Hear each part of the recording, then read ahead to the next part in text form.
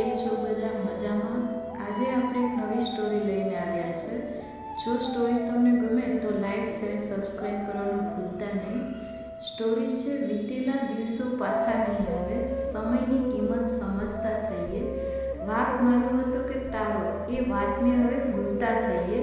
અરસપરસ થોડું સહન કરી લઈને ચાલો સંબંધો સાચવતા થઈએ. માત્ર આજ આપણને મળી છે, કાલની કોઈને ખબર ક્યાં. ચિંતાની ગાંઠ બાજુએ મૂકીએ, ચાલ હરપળમાં જીવતા થઈએ.